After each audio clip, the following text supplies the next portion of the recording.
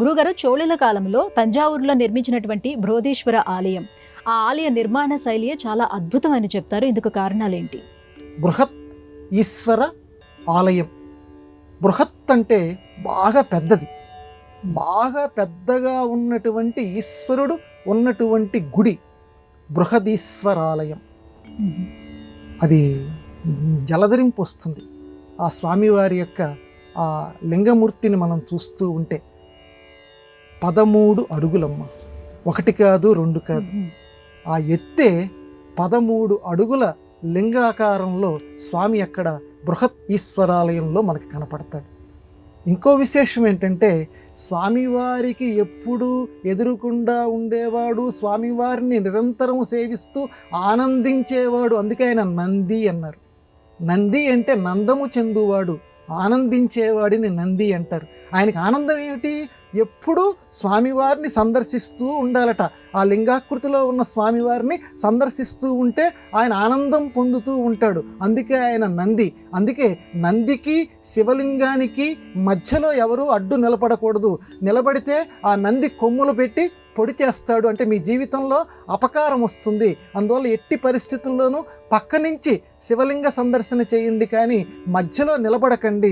నందికి శివుడికి మధ్య అని పెద్దవాళ్ళు మనకు చెప్తూ ఉంటారు. అందువల్ల అటువంటి నంది శివలింగం ఎంత ఎత్తు ఉందో 13 అడుగులని ఇందాక నేను చెప్పానే, నంది యొక్క ఎత్తు కూడా 13 అడుగులు. అంత గొప్పగా ఆ నిర్మాణ కౌశలం. ఆ చోళులు 10వ శతాబ్దంలో 7 సంవత్సరాలు పట్టిందటమ్మ. అక్కడ శాసనాలు ఉన్నాయి, చూశాను నేను. 7 సంవత్సరాలు పట్టింది ఆ గుడి నిర్మించటానికి. ఇంకొక విశేషం ఏంటంటే, అక్కడ ఉన్నటువంటి గోపురం, స్వామివారి యొక్క ఆ 13 అడుగుల లింగానికి పైన ఉన్నటువంటి గోపురం, ఆలయానికి పైన ఉన్నటువంటి ఆ గోపురం ఉన్నదే, అది చాలా విశిష్టమైనటువంటి గోపురం. ప్రపంచంలో ఏ గుడిలోనూ లేనటువంటి ఒక వింత బృహదీశ్వరాలయంలో మనం ఈ రోజుకి కూడా చూడగలం. మధ్యాహ్నం పూట ఆ గోపురం యొక్క నీడ భూమి మీద పడదు. అది బృహదీశ్వరాలయంలో ఉన్నటువంటి గొప్పదైనటువంటి వింత. సరే, సైన్స్ పరిభాషలో, ఈనాటి విజ్ఞాన శాస్త్ర పరిభాషలో దానికి వాళ్ళు వేరే వేరే కారణాలు చెబుతున్నారు, కానీ అది ఈనాటికి ఎవరూ ఛేదించలేనటువంటి ఒక ప్రశ్న. నీడ మాత్రం నేల మీద పడదు. అది గొప్ప విశేషం. ఇంకొక చిన్న విషయం కూడా మనం చెప్పుకోవాలి.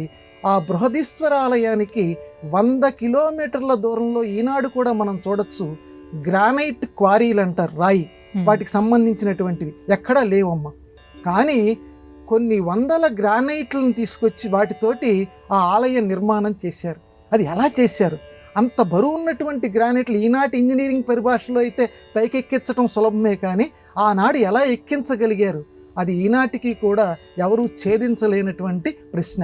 ఇలా తవ్వుకుంటూ పోతే మన సంప్రదాయంలో ఆ ఈశ్వరుడి యొక్క శక్తిని తెలియచేసేటువంటి, ఆ ఈశ్వరుడు మానవుల చేత తనని తాను ఆవిష్కరింప చేసుకున్నటువంటి మహామహిమాన్వితమైన సంఘటనలు ఎన్నో కనపడుతుంటాయి. అందులో బృహదీశ్వరాలయం ఒకటి. అక్కడ వారాహి అమ్మవారి యొక్క దేవాలయం కూడా ఉంది. స్వామివారి పక్కన పార్వతీదేవి ఆలయం కూడా ఉంది. అవి కూడా సందర్శన చేసుకోదగినవి. బృహదీశ్వరునికి మన విజయధ్వానాలు పలుకుదాం.